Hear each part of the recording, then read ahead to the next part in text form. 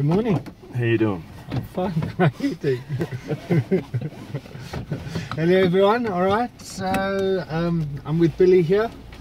I know Billy from the Mankind Project.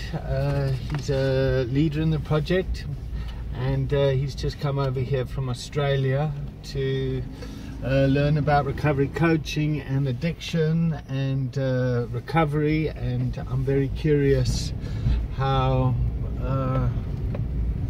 What am I curious about? Well, I'm curious about you and leadership and men's work. And why don't you introduce yourself? Just say a little bit about yourself. Let's try and keep people interested. Right. And no pressure. So go for it. So I guess I've been in men's work for nearly 30 years, and Is it working? I don't know if it's working or not, but I've been in men's work for nearly 30 years. And I'm noticing I'm saying years rather than years, which means I've been here too long. You know, what I know about men's work is bringing men home to themselves and developing a connection between the individual and the receptive principle inside himself, to wake a man up to that nurturing, loving man that he is, that can hold a flower or a child or a boundary with equal amounts of intensity and ferocity or gentleness. And so that's called for. It's about what I do. To hold a flower. I said to hold a flower or a boundary or a child appropriately and equally, with equal ferocity, intensity and gentleness, for a man to be fluid in where he is in the moment and respond to the moment from a deeply connected place that's informed by his emotions, all of them, rather than just the anger and fear that a lot of men seem to predominate.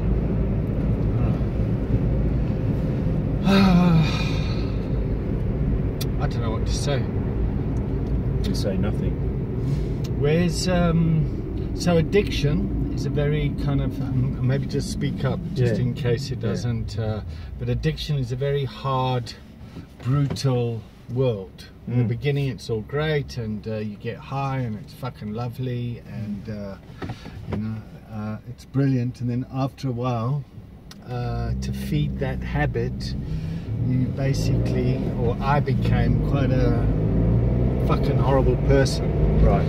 And from a lot of my behavior from that, I then carried a lot of shame about who I was and then being a man in this world. And then when I did the Mankind Project, my shame started to heal in my recovery. So 10 years before that, my recovery was kind of 12-step based, but I believe at the core of it, it was founded in shame, because my addiction caused my kids to be taken away and put in foster care, and I became someone that I really loathed. And when I got into recovery, that loathing as a man stayed there, and all the wounding that men have done in the world stayed there. And what the Mankind Project did for me was to help me get out of that. And in getting out of that, I wanted to then bring that work into the addiction world. And so how you can then bring the mature masculine, for want of a better word, into recovery. So myself, so I'm no longer like, oh, I'm a bad drug addict, I'm a bad person. It's like I've survived my past, and I'm going out into the world and trying to make the world a better place. Well, you know, I want to pick up the self-loathing part. The self-loathing part is one of the primary building blocks of the patriarchy. The more I loathe myself, the angrier I become, the more reactive I become, the more incapable of understanding the way the patriarchy functions and operates, because I can't go beyond that self-loathing. I'm programmed to loathe myself and and that makes it really easy for me to loathe everybody else around me, particularly other men. Loathing and fear is what drives the wedge between men. The Mankind Project challenges that, not directly but indirectly, in really powerful ways. By using the large group and to bring men into a place of kind of understanding we're all in this together, and that my self-loathing looks like yours, and when I look at you over there hating yourself, I'm going, well, what the fuck's that about? He's not a bad bloke. And I think that has like there's a magical impact that comes with that. So as the Mankind Project started out actually working on focusing on that self-loathing and driving men further deeper into that shame and fear, and then waking them up to the fact that they are in there, and the shift in the project, I believe, that's coming largely out of Australia and New Zealand is how about we just love these guys right from the start? And I think that's what I'm seeing you do at Sharp as well, in your recovery clinic. Definitely. I mean, that's the fuck, it sounds so serious as we're talking. Yeah. But I mean, I take addiction work and recovery very seriously, but it's really important to not shame people, to love them from the minute they walk in, without kind of getting too soft on it. I mean, I guess I still carry a lot of shame about fucking having feelings and loving someone, being nice to them, being compassionate. There's still a voice in my head that goes, "Oh, you fucking namby-pamby." Yeah. Well, eventually you'll get over that. Will I? Yeah. Good. Thank you. Thank you. Because, yeah, talk more. Let me just listen. Yeah. I think that's a huge hurdle that I had to get over, and I'm watching men come into the work, tough men, you know, who are just so hungry for love and to be loved, and they respond instantly to that. Sometimes they respond very favourably, and then they'll backlash and go, "Oh, hang on a minute, you know, I'm responding to this loving energy that's coming my way in a way that's frightening me," and then the whole homophobic thing comes in, and then we have to deal with that. So then we have to normalise that it's okay for any human to love any other human being without sexuality, without sexualizing it, without making it anything other than holding somebody as sacred.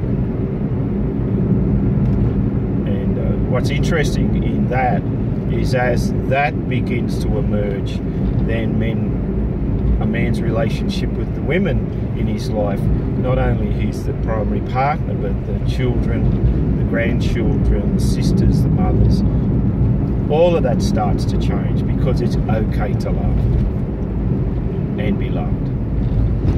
So you met Dave, my sponsor. Yes, I did. Yeah? And he really guided me through the recovery world. Right. Yeah, and worked the steps with me and all that, and kind of gave me something that I didn't know I was missing until I got it. Right. Which was what? Just fucking having somebody there to fucking support me and guide me in all my and the mistakes I've made, and to kind of just share from the heart, and to just fucking be there for me, no matter what. So you know the jargon that's sometimes used in the Mankind Project, ill-advisedly or sort of without a deeper understanding, is mentor. I'm hearing you say this man mentored you into a new way of being. Definitely, yeah. He was definitely my mentor. Yeah. And then he became a friend, and then we have a deep relationship where I don't see him for 5 years. We don't talk, but as soon as we connect, it starts again. Yeah. Because I want to go back to the word mentor. I've heard it the term male mother used quite a lot. I think either Moore or Bly used the term male mother, and I thought about that for a while, and then I realised it's an incredibly nurturing energy. And when you talk about Dave and the way he brought you home to yourself, he did that in a very nurturing way that suggests to me that he's pretty well in touch with the mature inner feminine, to be able to bring that to you.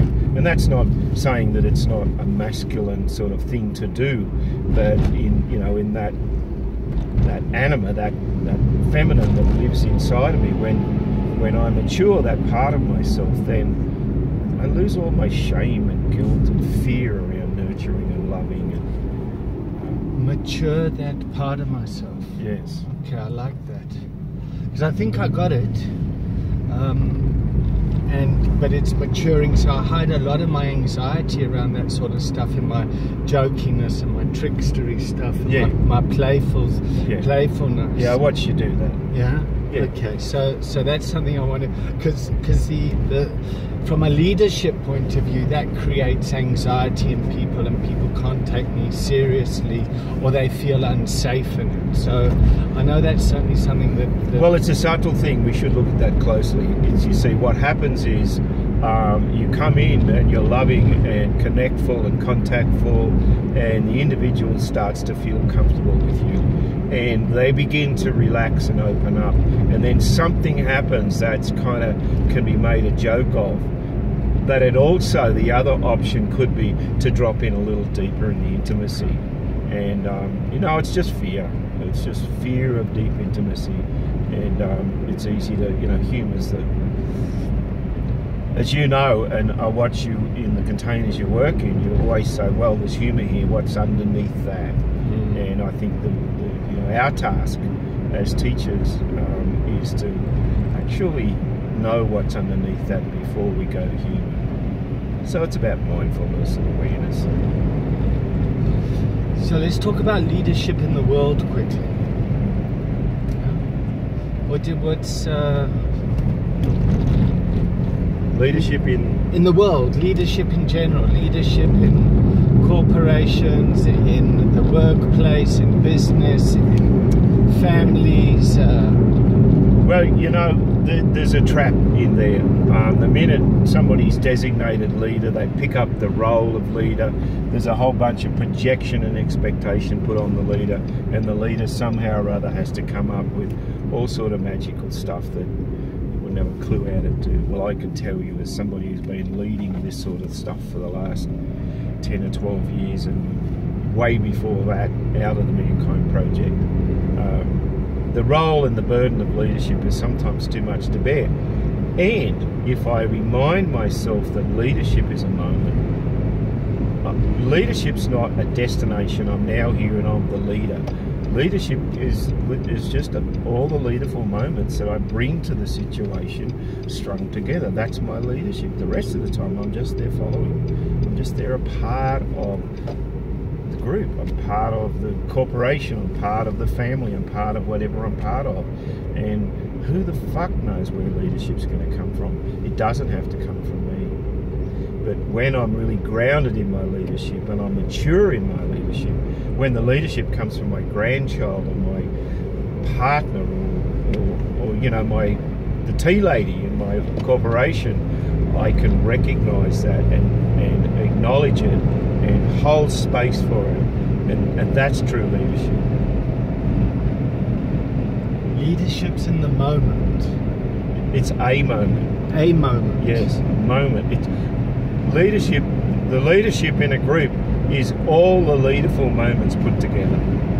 And if there's 50 in the group, there might be 49 different leaderful moments, or 50, or 51, or who knows. There might only be 3, depending on where the group is. There are times when I'm leading a group and they're very new and green. It's up to me to lead all the way. But the minute a leaderful moment comes in from a member of the group, then I need to get way out of the road and nurture and support that, because that's the individual taking a risk with their own leadership. a lot of shame around leadership. Tell me more. Well, you know, it's who am I to stand up here and have an opinion and ask everybody else in the circle or the container or the company to follow me? Well, who the fuck am I to tell anyone how to change their life around addiction or have a rehab or to... Well, who are you not to? Well, if you want... You're an addict? If you want to look at my experience, yeah, it's very dysfunctional, and I kind of... It's not as if I have a well-managed life, you know. I mean, I've got 3 ex-wives, and I've got 4 kids, and my business struggles financially every month, and you know, it's people get very angry with me, and you know, it's like that's some data. That's some data about how, you know, you're backing your inadequacy at the moment. Give me some other data about how long has that business been going? It's been going since 2001. How many people are in recovery as a result of that? Well, that all depends how you define recovery. How many people have found recovery, at least for a moment, and sustained that for a moment? Over 2,000 people. So 2,000 people are now in a place where they can make a choice about whether or not they're going back into addiction or not, from a really grounded place. Yes. And somebody else started that and inspired you to work in it. How did it start? How did it start? Yeah. Well, I guess, I mean, it really started with me fucking making a decision one day that I've got to change my life. So you led yourself? I led myself, yes. And I met other people that had similar kind of energy or values or purpose around it. Yeah. Then I'd form a relationship with them, and then we'd do something, and those relationships would either continue or... So from a broken and fucked up place that's not fully, still fairly broken and fucked up, you've created this entity that's shown at least 2,000 people a path to a different way of being in the world, where addiction is a choice rather than, you know, a life sentence. Yeah. And where isn't there leadership in that?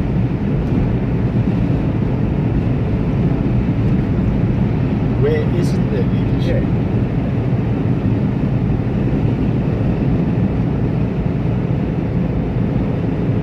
It took too long to answer.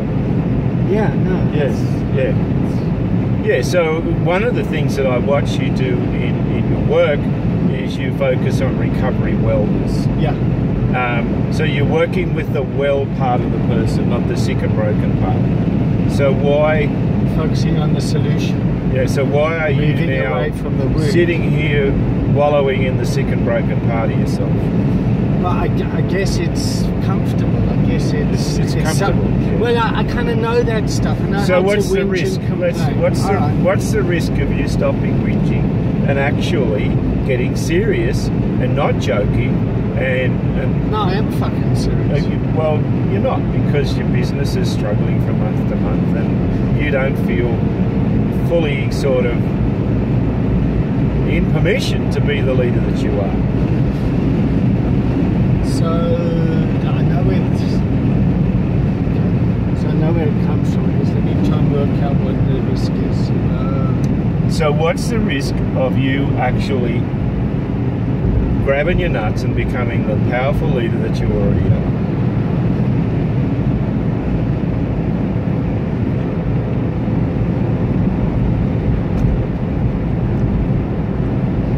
What might happen if you do that? Well, people wouldn't like me. That's the... I mean, it always boils down to my kind of dysfunctional relationships, and at the heart of it, wanting to be liked. So you'd I want to be the nice guy. So what's the risk of you really pursuing being that nice guy, knowing full well the more that nice guy comes on board, the less the next 2,000 people will have a chance to find what they've found, inspired by what you've created? Say that again. Sorry. What do you think I just said? What's at risk if the next... Sorry, give it to me again. So at the moment, you're people pleasing yourself out of business. Thank you. Cool. Done. Okay. Right. So what's the risk for you to actually stop that shit?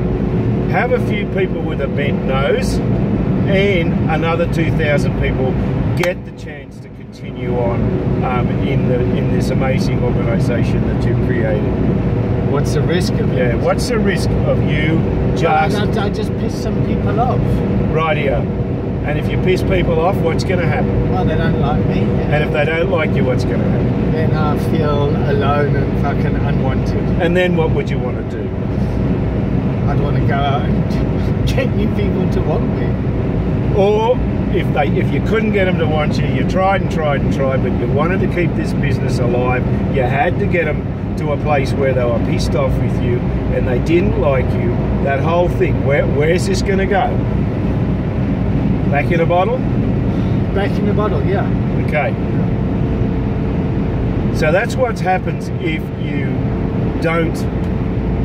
Okay. If you don't. Well, I mean that is what's happened. Yeah. Okay. I mean to be quite honest. I mean, 2 years ago I had to check myself into my own rehab. Yeah. So and I didn't want to go anywhere else because I don't like the fucking treatment, and that might sound arrogant. Yes. Well, as arrogant as it might mean, I'm hearing you say you really believe in your product. Fucking right, I do. Okay. Well, I believe more in the people that I surround myself with. So what's at risk?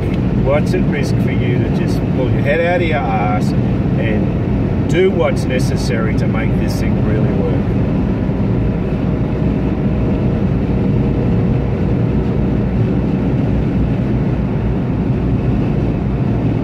Is the risk too big? Maybe the risk is too small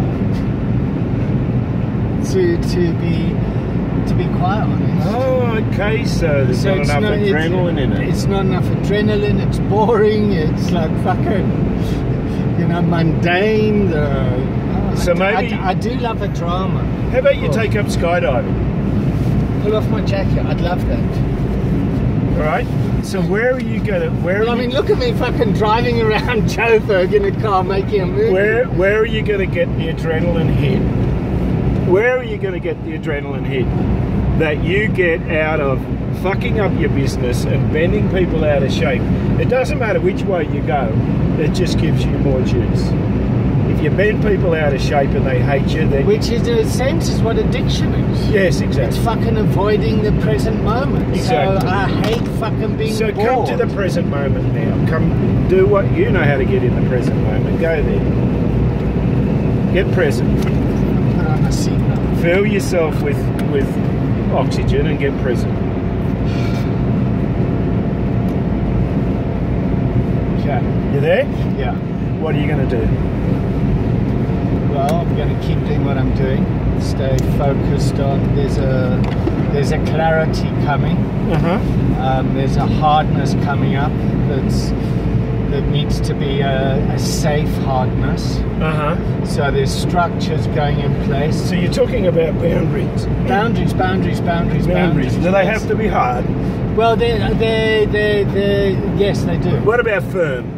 Firm, hard, firm, clear. Well, what's the clear difference between hard and firm? If your child is running towards something dangerous and you have the option of firmly bringing them to safety or harshly or hardly bringing them to safety, what would you choose? Firmly. Okay. There's a difference. It's clearer, it's safer, it's more loving. Yeah, and it's not driven by fear.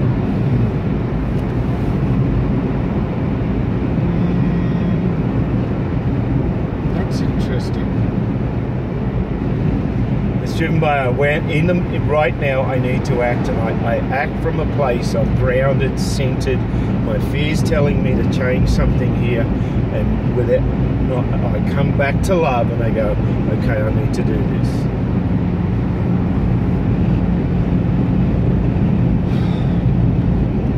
So most things I do are either from love or not love. matter of fact, everything. It's either love or not love.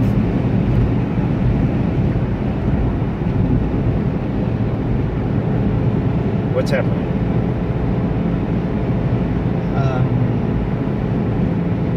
I feel safer. I feel a bit teary in a nice way, in a relieving way. Yeah. I know what I need to do. Yeah. Feeling a sense of hope and I can do this.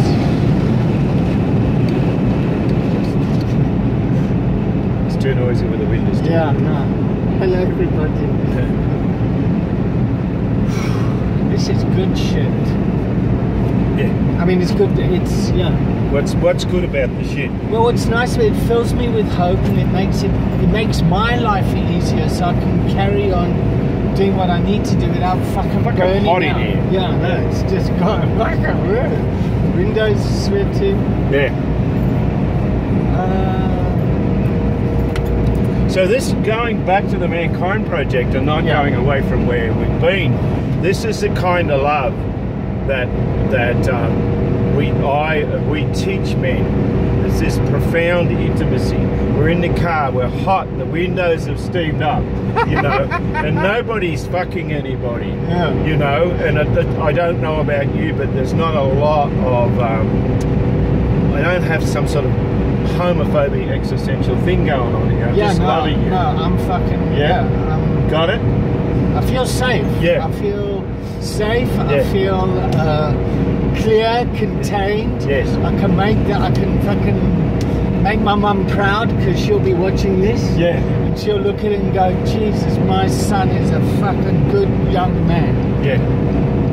Oh, that makes me want to cry. Good. Why don't you? Because I've got to keep my eyes on the road. And, well, we can always pull over. You can have a cry if you need one, and I don't say that. I don't. I'm right. good. So instead of saying that makes me want to cry, which I hear you do quite often, what's underneath that? Because it's true that, you know, to cry, this experience brings me to tears, but speak to the experience and speak to the feelings that are inside of you now. So I feel relief. Yeah. I feel, fuck, it's all right. I feel someone's got my back. I don't feel so isolated in my leadership, in what I'm trying to achieve, in trying to fucking cure the world of addiction. Yeah. I mean, I feel supported and fucking motivated. Right. Actually. Right. I feel alive. Yeah. Yeah. So now because now I'm the student, you know, I'm learning about this recovery coaching. Great. So I'm going to start using the little that you've taught me. Good. So from this place of awareness that you seem to be sitting in right now, what's something that you can do that will move you toward where your vision, fulfilling your vision? Or just assume that your vision. What is your vision? So my vision is to have Sharp with the foundation running without me having to be there all the time. Okay. So the crisis is that I create there, that my kind of dysfunctional leadership keeps pulling me back in. Yeah. So I'm going to continue to stick to the structures that have been put in place, to the roles that have been allocated to the people, and holding them accountable when they're not fulfilling their roles. Okay. And to stick with that no matter how fucking pissed off it makes people. Right. Yeah, so to be okay with the fact that... How will you do that? By having honest conversations that are clear, that are respectful, that are safe, but firm. Right. And... Jeez, I'm on a roll. Yeah. And it's not about offending people. Okay. You know, it's about fucking supporting people to grow up so that they can fulfill the role that they're meant to be doing. And if they don't want to do that, then maybe the role isn't for them. Okay. And to just kind of negotiate how the role might need to change, to be open to listening. Yes. But if it's not going to work, to just say, it's okay, let's move on. Okay. So I'm hearing you say you're putting... so your vision is to have an organisation that functions powerfully without you. Successfully, powerfully. If you disappeared tomorrow, it would be just fine. Yeah. Okay. Yeah. Okay, so how can you get from here, where there's a whole bunch of dysfunction and you know, not high-level clear communication and a bunch of other things going on in there? What do you need to do to make that different? Am I still within the bounds of recovery coaching? Yeah. Okay. Yeah. I mean, this is more kind of business coaching, right. But fuck, my businesses need recovery, right? Because it's got dysfunctional leadership. But it's got a fucking addict running it. Yeah, it's got a. Well, it hasn't got an addict. It's got somebody in recovery. That's trying to fucking get out of the dysfunction. Okay. And I've acknowledged the dysfunction. I'm seeing it, and I'm going in to fucking take responsibility. Yeah, and if you're not real fucking careful, an addict will take over. Definitely. Got it. But the addict taking over comes in to rescue. Yes. It's not a bad thing. It's a fucking good thing. It's a survival thing. All right. So now I don't want to get rid of that. Now he's coming to rescue. Is there an alarm bell gone off sufficient that the well person's ready to pick it up again? Exactly. Yeah. Got it. Well, you're here. Got it. No. We're doing it. I've asked for help. Yes, I said, okay. fuck, I need help. Yeah. I'm fucking overwhelmed. Yes. I need clarity of thinking. I need clarity of purpose. I need clarity. Fucking leadership's in the moment. Slow down. Yeah. What did you just jump over? What did I just jump over? You just found like you hit something and you very quickly. Okay, well, it's about clarity. Yeah. It's been clarity of direction. There was a moment where this chakra here got all blocked up. You can feel that, can't you? Yeah. What happened there? See, it's funny. I cut my own throat. Yeah. I get really, really excited. Yeah. And I fucking run off. Yeah. You get excited. In my enthusiasm. Yeah. And passionate. Yeah. So let's focus on that passion and excitement for a moment. Is that okay? Yeah, it's great. Speak about it. Tell me about it. Because I felt it. Yeah. Like it was in this little container we got here for like that long. So I love teaching.